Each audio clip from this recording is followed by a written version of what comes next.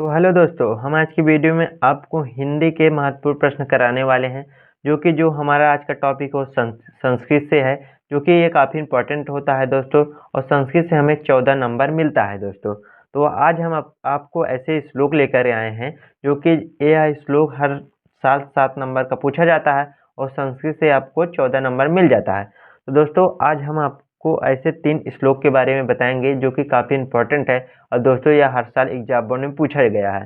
तो चलिए वीडियो को स्टार्ट करते हैं दोस्तों। और जो हमारा पहला क्वेश्चन है दोस्त, वो है कि भाषासु मुख्या मधुरा दिव्या गीवाण भारती तस्य ही मधुरम काव्य तस्मदापि सुभाषितम। तो हमारा पहला क्वेश्चन ये है दोस्तों, जो यह श्लोक है ये काफ़ी इंपॉर्टेंट है दोस्त, और ये हर साल एग्जाम बोर्ड में पूछा गया है।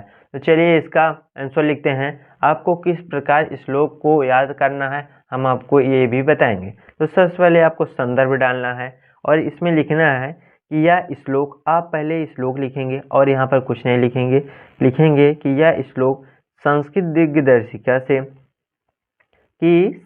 दिग्दर्शिका के सुभाषित रत्नानी शीर्षक पाठ से अवतरित है। आपको इस प्रकार संदर्भ डालना है और इसी प्रकार आपको लिखना है।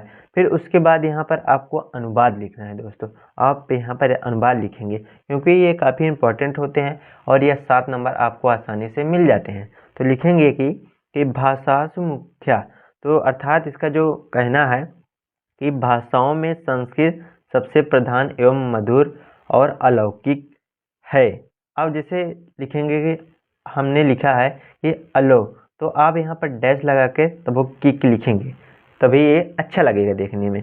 तो इसके आगे लिखेंगे कि उससे मधुर उसका काव्य है दोस्त, और उस काव्य से अधिक मधुर उसके सुभाषित अर्थात सुंदर वचन और सूक्तियाँ हैं।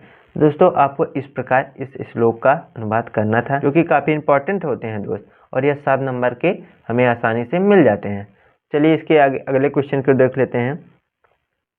तो हमारा अगला क्वेश्चन है कि दोस्तों कि विद्या विवादाय धनम मदाप शक्ति परेशा परिदीर्तनाम खलस्य साधो विपरीत में तज्ञनाय दनाय च रक्षणाम। तो हमारा जो क्वेश्चन है, जो हमारा श्लोक है, वो है काफ़ी इम्पोर्टेंट, क्योंकि यह श्लोक हर साल एग्जाम बोर्ड में पूछा गया है। तो चलिए हम संदर्भ यहाँ पर नहीं लिखेंगे, क्योंकि संदर्भ जो हमने आपको ऊपर बताया वही संदर्भ होगा। हम यहाँ पर आपको सीधा इसका अनुवाद करके दिखाएंगे। आपको यही लिखना है कि यह श्लोक संस्कृत दिग्दर्शिका के सुभाषित रचना से शीर्षक पाठ से अवतरित है। आपको यही संदर्भ इसमें भी डालना है, क्योंकि ये सारे एक ही पाठ से आते हैं। तो हम इसका चलिए आपको अनुवाद करके दिखाते हैं, और आप लिखेंगे कि दुष्ट की विद्या विवाद के धन मद के लिए और शक्ति दूसरों का पीड़ा पहुंचाने के लिए होती है।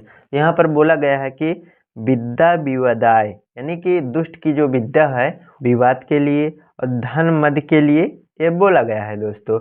और देख सकते हैं आपकी धनम मदाप, यानी कि धन जो है वो दूसरों को पीड़ा पहुंचाने में, जो शक्ति उनकी होती है वो भी दूसरों को पीड़ा पहुंचाती है। यहाँ लिखा गया ना परिपीडनाय, यह बोला गया है दोस्तों। तो इसका जो अर्थ होता है वो दूसरों को शक्ति पहुंचाने के लिए, यानी पीड़ा पहुंचाने के लिए किया गया है। तो इसके आगे लिखेंगे कि इसके विपरीत सज्जन की विद्या ज्ञान के लिए, धन दान के लिए और शक्ति दूसरों की रक्षा करने के लिए।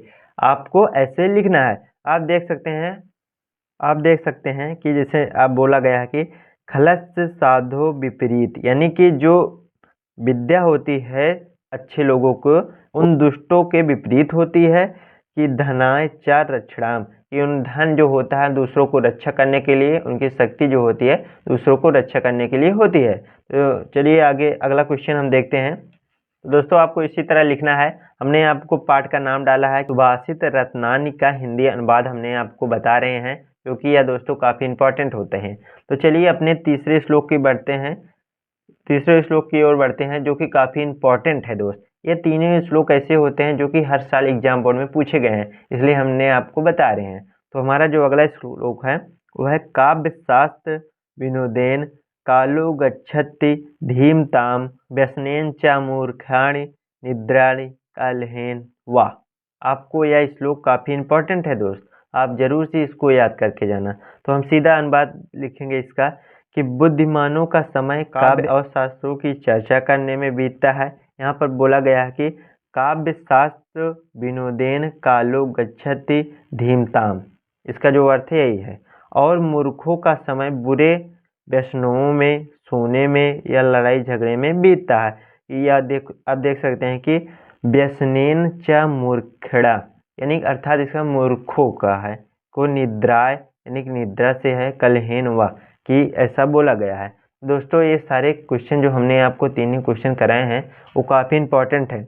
और दोस्तों जो हमारा पहला क्वेश्चन है कि भाषासु मुख्या, ये काफ़ी ज़्यादा इंपॉर्टेंट है और यह हर साल एग्जाम बोर्ड में आते हैं, क्योंकि यहाँ से आपको 14 नंबर पाना है।